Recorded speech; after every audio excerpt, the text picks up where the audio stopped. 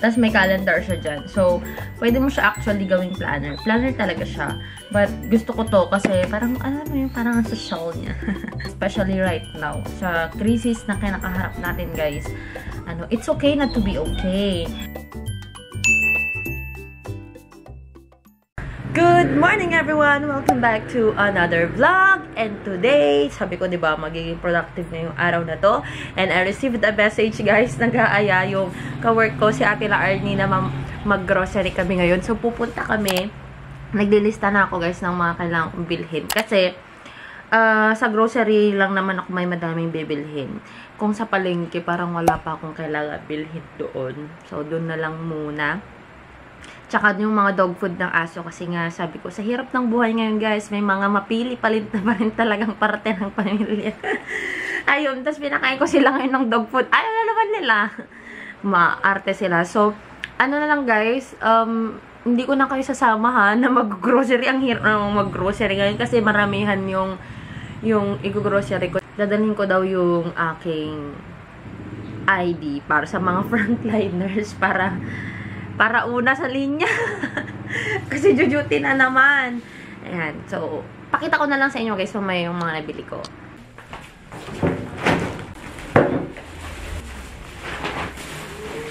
Alright guys, so nandito na ako sa bahay. And unahin ko lang na ipakita sa inyo yung mga nabili ko sa CSI. Meron ako dito. 1, 2, 3, 4, 5, 6. Ayan. Baba ko lang. So, meron po tayo dito, yung pinakamababa. Ay, ito. Naglista na nga ako kasi guys, diba? Meron akong binili na sayote. Ayan, para sa chicken. Maliit lang na sayote. Then, bumili ako ng pomelo. Ayan. Isang pomelo, tapos sibuyas, and, luya.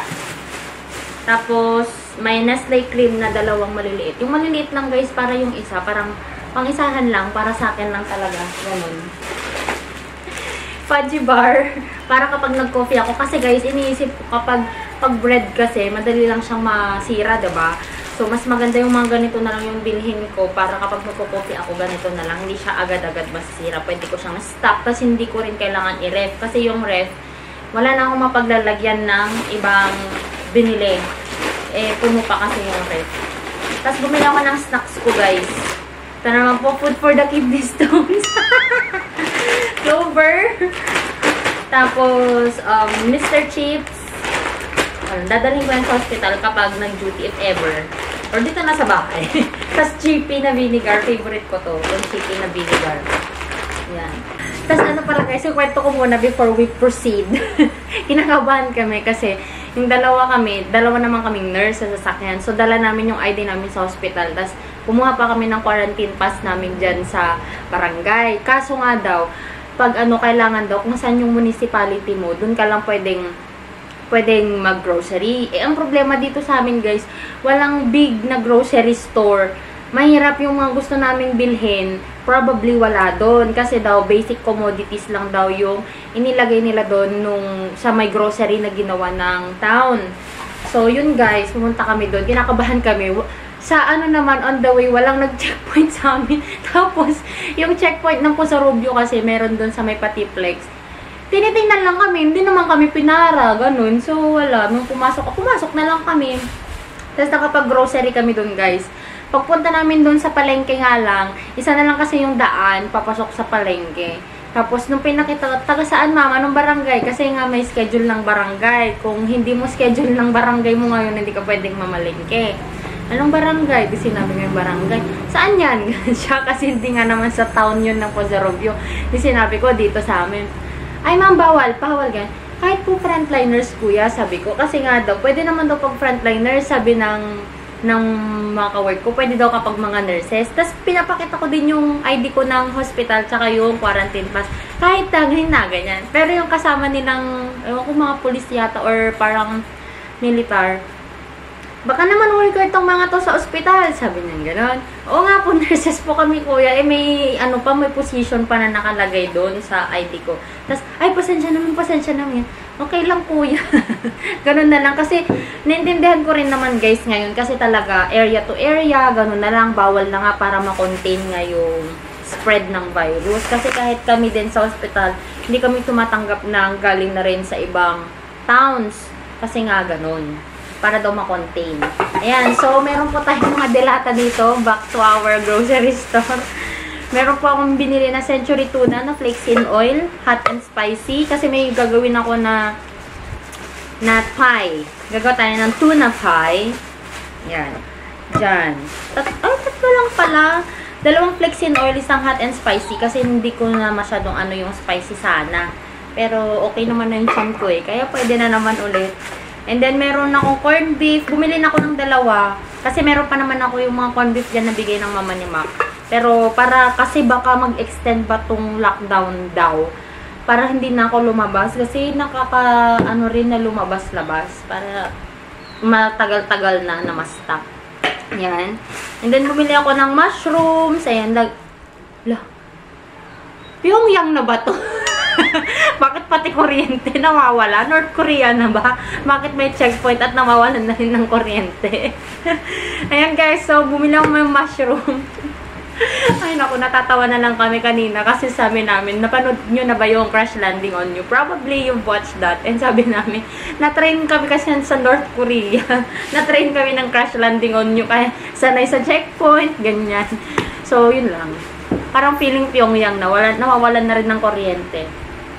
Ito, bumili ako ng 2 mushrooms na maliliit. Para pang isang recipe ko lang yan. Pag gagawa ko ng spaghetti, gagawa ko ng pie, or ng mushroom chicken, ganyan. Yan po. Tapos, may evap na 2 para sa mga, ano ba yun? Until now na sinasabi ko na, shucks, ano bang luto ng pasta na yun? Yung may milk. Sopas! Lagi kong nakakalimutan yung sopas na yan. Until now guys, di pa ako nakapagluto ng sopas kasi naubos na yung macaroni ko. Ginawa kong salad na dinala sa hospital. And then, bumili ako ng sardinas. Lolong. Di ko rin naman nakakain pero gusto ko kapag nagkikrave ako ng sardinas. May ganun ako na nagkikrave ako ng sardinas. Parang yung doktor namin, may mga times na ang request niyang food niya din sardinas. Na pag nagkikrave ako. Kasi Spanish style, para pag on call ako, yung biglaang ma-on call ako, may babaunin ako sa hospital just in case walang pagkain doon. Yun. Alright.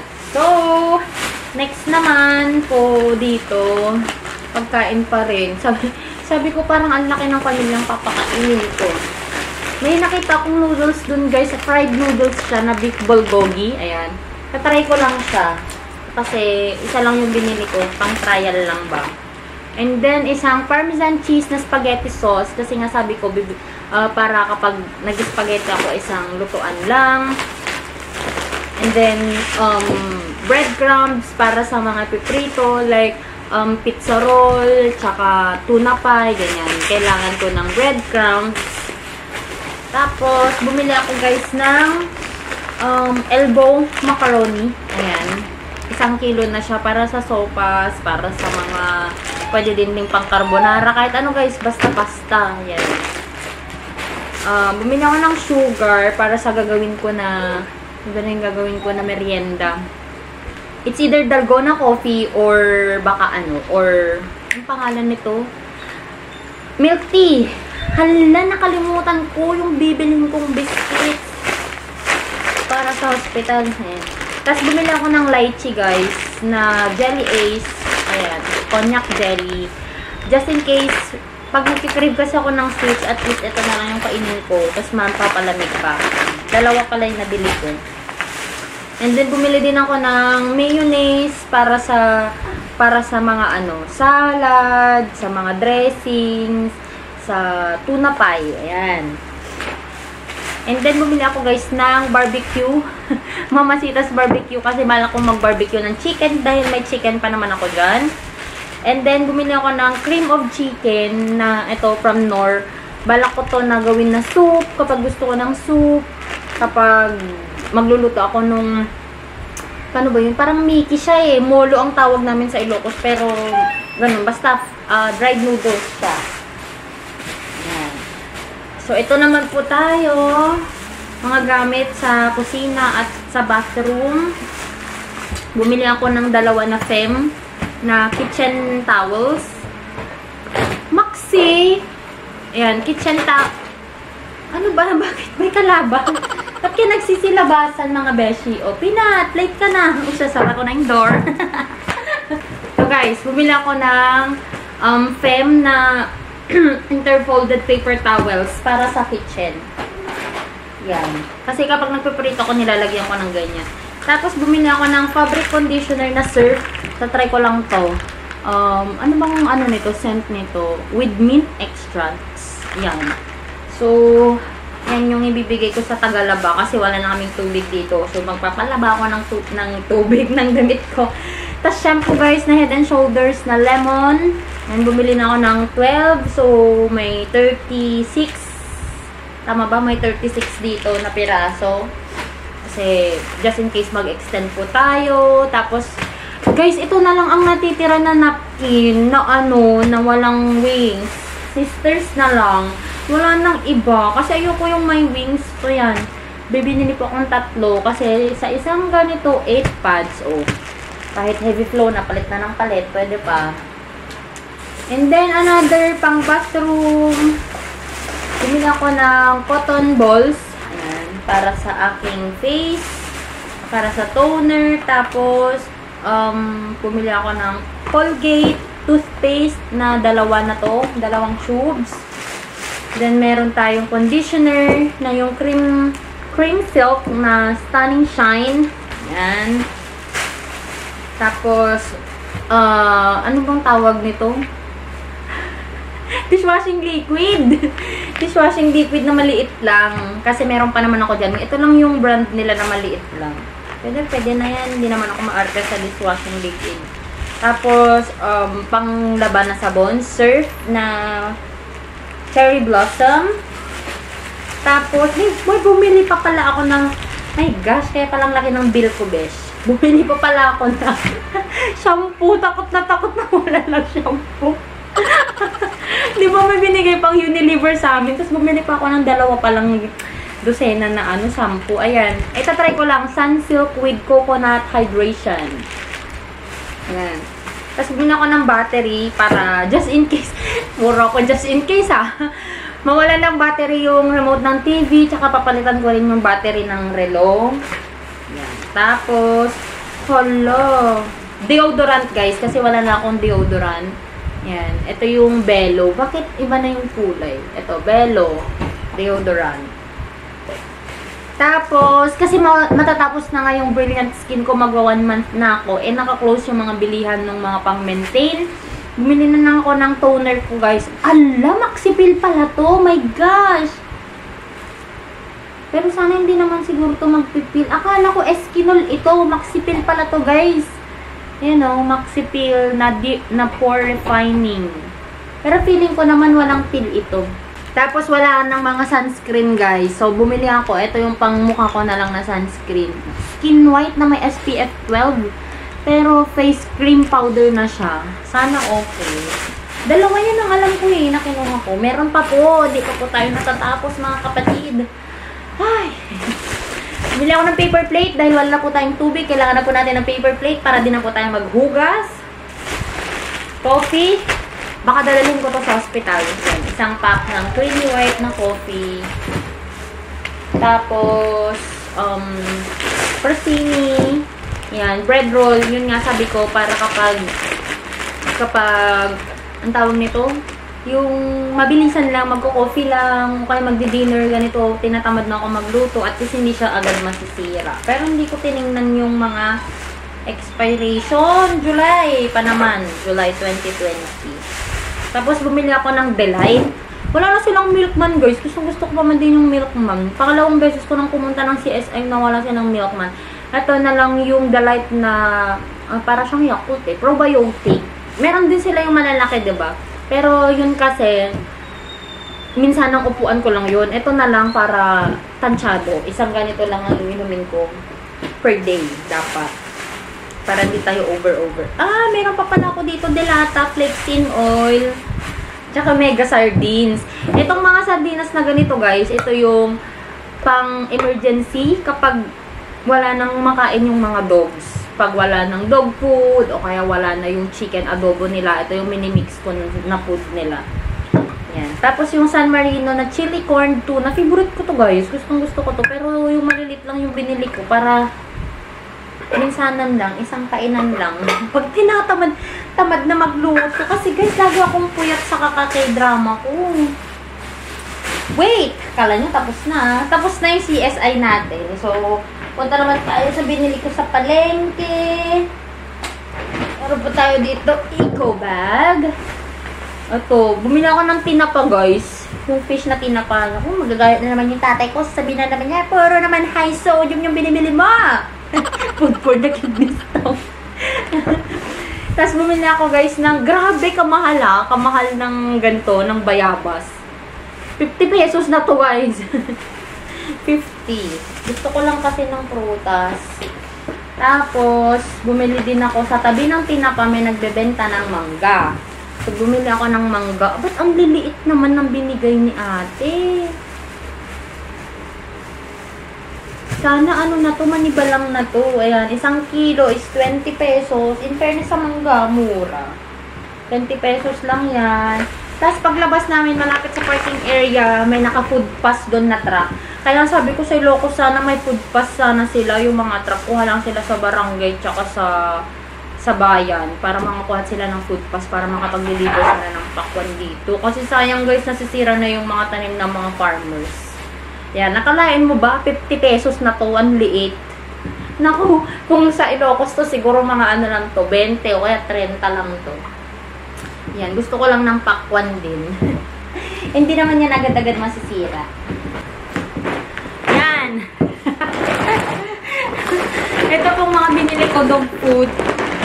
10 kilos na sila guys. Kasi, ano, dalawa lang yung naka-open na parang animal, ano, yung mga nagbebenta ng mga feeds, ganyan. Tapos yung dog food guys, wala silang pedigree. Wala din silang beef pro ba yun? Top breed lang meron sila. Ewan ko lang kung gusto nila to. Pero alam ko ayaw nila to. Pero, ay, okay, mag-inarte. Mahirap maghanap ng dog food ngayon. Tsaka po, nananawagan po ako sa kanilang ama. Nanawa po ay magpadala naman po ng allowance po ng mga aso. Kasi ang aarte talaga nila guys. Gusto nila chicken lang. Maarte na naman sila ngayon. Pero nung minsan na gutom sila, maski biskuit, binanatan na nila. So, yun lang guys. At yun lang yung nabili ko. Thank you so much guys for watching. And, hindi pa naman to panic buying para sa akin. Oo, hindi panic buying. Kasi actually, wala akong masyadong food. More on sa mga bathroom tsaka kitchen na gamit. Kasi chinek ko kanina may mga ano pa naman ako, condiments pa naman ako. Tapos, madami pang laman yung freezers. May mga karne pa ako doon. Kaya, tsaka yung gulay ko, meron pa naman. Kaya hindi na ako bumili kasi para may mabili din yung iba. Pero ang dami pa rin namang benta sa ano guys, palengke. Yun. Masisira kasi maliit lang yung ref ko, yung parang ganyan lang siya. Sayang naman kung hindi ko sila maluto, tas masisira lang, diba? Mas sayang yung ganun. So yun lang guys. Thank you so much guys for watching this vlog. And ingat kayong lahat. Pag lumalabas, please wear mask. And then mag-alcohol. Sumunod po sa policies ng ating government. And of course, inom ng madaming tubig at mag-vitamins, kumain ng masusustansya. Ingat po tayong lahat. And if you haven't followed me yet on my Instagram and on my Facebook, the name is Joy of Mia. And I'll talk to you guys on my next one. Bye! Ang gamit ko natin is the Mamasitas na barbecue marinade mix. Parang pang half kilo to guys. So ito naman parang less than half kilo. So marinade natin daw siya for at least an hour. My God! Anong oras na? Ay! Hindi ko pa pala napapalitan yung baterya ng galo dito sa kusina. Ayan guys. So medyo luto na tong kabila niya. Pero hindi ko hayaan na masunog siya. Hindi po medyo luto na. Kasi babaliktad ulit natin siya. Kasi ang chicken guys kapag super duper na luto siya magdadry.